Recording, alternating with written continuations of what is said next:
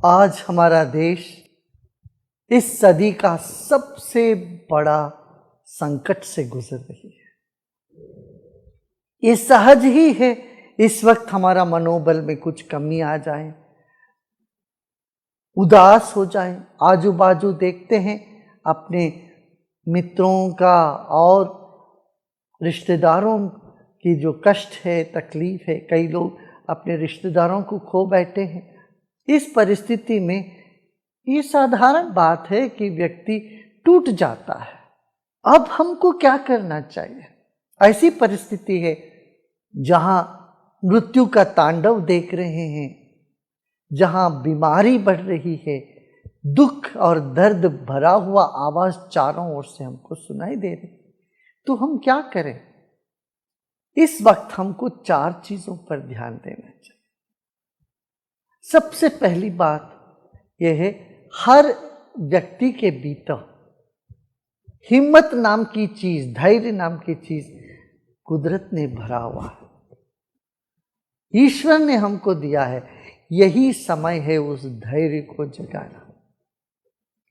जैसे अस्पताल में डॉक्टर पेशेंट को ट्रीट करते हैं और डॉक्टर तो ठीक होते तभी तो वो कर पाते हैं, ऐसे आप समझो एक एक व्यक्ति आज वैद्य बन गए। समझना, मानसिक रूप से, सामाजिक तौर से हम सबको हमारे ऊपर एक जिम्मेदारी है।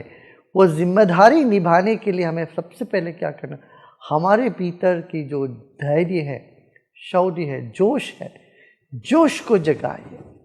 जोश को जगाने से उदासीपन अपने से दूर हट जाएगा और यही समय है वो जोश जगाने का और होश संभालने का। दूसरी बात है होश संभालना। होश संभालने से हम भावुकता में आके बह नहीं जाएंगे, जिससे हम बाद में अफसोस करते रहेंगे। जब भी भावुकता से हम बह जाते हैं, बाद में अफसोस होता है। इसलिए दूसरी बात यह है कि हम अपना होश संभालें। अपना दुख तो बड़ा है ही, मगर जब हम दूसरों के साथ देखते हैं उनका दुख हमसे भी बड़ा है, तो इससे भी हम सेवा प्रवृत्ति में लगने का सहज ही प्रेरित हो जाएंगे। तो सबसे पहली बात क्या है? अपने भीतर का जोश जगाएं, धैर्य को बनाए रखें। जब हम धीरज रखते हैं, धैर्य रखते हैं, हम हिम्मत और लोगों में भरने के लिए काबिल होते हैं। जब हम खुद ही टूट जाते हैं, हम किसी के काम में नहीं आएंगे। ईश्वर ने दिया है धैर्य, यह समय है हम अपने भीतर का जोश को, धैर्य को जगाएं। ये सबसे पहली बात है। दूसरी बात क्या है? हम सबके भीतर करुणा है। जब सब पार्टियां हो रही है, जब सब बढ़िया है, मौज कर रहे हैं, उस वक्त करुणा की क्या आवश्यकता है? करुणा का कब आवश्यकता है? जब व्यक्ति उदास है, दुखी है, दर्द से पीड़ित है, यहां करुणा अपने भीतर जगाएं। करुणा जगाने का मतलब यह है कि हम सेवा कार्य में लग जाएं। अपने से जो हो सकता है वो सेवा हम दूसरों को करें। आपने सुना होगा, एक नर्स, उसकी खुद के परिवार में किसी की मृत्यु हो गई, मगर वो अस्पताल में डटी रही, सेवा करती रही, ताकि उनको पता था कि और यहाँ जो मरीज है उनका देखभाल करने का जिम्मेदारी है मेरे ऊपर है। ये इस भाव से वो सेवा में डटी रही। तो करुणा और सेवा का मनोभाव हम अपने भीतर जगाएं। सबके भीतर है ये, ऐसा नहीं है कि नहीं है, कहीं से हमें लाना है। हर एक व्यक्ति के भीतर छिपी हुई है सेवा भाव। तो यह समय है उस भाव को प्रकट करने का। सेवा में लग जाएं, तब भी हमारा मनोबल बढ़ जाता है। ये दूसरी बात। तीसरी बात यह है, जैसे हमने कहा, जोश को तो जगाया, मगर होश संभालना है। जो नियम है, कानून है, उसका पालन करते रहना है, औरों को भी उसे प्रेरित करते रहना है, होश संभालना है। ये भी बड़ा आवश्यक कदम है हम सबको उठाने के लिए। क्यों? जब हम दुखी होते हैं, हमारा मन में अस्थिरता आती है, हम अस्वस्थ लगते हैं मानसिक तौर पर, तब होश को बैठते हैं। उस वक्त हम जो भी करते हैं उस पर हमें अफसोस होने लगता बात। तो होश संभाला, ये कैसे संभाल? कुछ प्राणायाम किया करें, ध्यान किया करें, मंत्रों का उच्चारण किया करें। इससे क्या है, एक अनूठी अद्भुत आत्मबल हमको प्राप्त होता है। इस सदियों से हमारे पूर्वज करते आए हैं। जब बच्चे परीक्षा देने जाते हैं तब वो भगवान को याद करते हैं। देखिए, साल भर जैसे बीता भी हो, भगवान को याद भी नहीं किया हो, मगर जब परीक्षा नजदीक आ जाता है बच्चे भगवान को याद करते हैं। तो ऐसे ही ये मनुष्य जीवन का सबसे बड़ा परीक्षा है। कम से कम इस वक्त हम सबको ईश्वर भक्ति को हमारे भीतर जगाना है। ये जान के हमको आगे बढ़ना है कि ईश्वर है और वो हमको बल देंगे और दे रहे हैं। निर्बल के बलराम, हम ये बार बार कहते हैं। इस धारणा की परीक्षा है अभी। हम निर्बल है। ये वायरस जिसको हमने देखा भी नहीं, देख भी नहीं सकते हैं, उसके साथ लड़ना पड़ रहा है।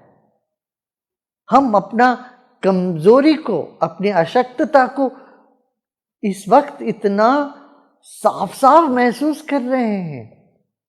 कम से कम इस वक्त हमें ये भूलना नहीं चाहिए, निर्बल के बलराम। ये बात हम सब अनुभव कर रहे हैं, असहायता अनुभव कर रहे हैं। इस वक्त हमको याद करना पड़ेगा वही बात, निर्बल के बलराम। ईश्वर विश्वास हमको मानसिक तनाव से दूर रखता है। ठीक है ना? इन बातों पर यदि हम ध्यान देते हैं, दुख से हम बाहर आ सकते हैं। योग का उद्देश्य यही है, हेयम दुक्खम अनागतम। जो दुख अभी आ रही है, आया नहीं, उसको रोकना है, ये योग का है। और जो दुख आ गया उससे बाहर निकलने के लिए भी योग है। योग, प्राणायाम, ध्यान, इसको तो हमें जीवन में अपनाना चाहिए। और साथ ही साथ अपना भोजन पर ध्यान दें, सही सही भोजन करें, आयुर्वेदिक चीज़ों को अपना जीवन में उपयोग करें। हल्दी लीजिए, अमृत लीजिए, गुडुचि अमृत, यष्टि मधु। कोविड के बाद भी बहुत कमजोरियां होती है शरीर में।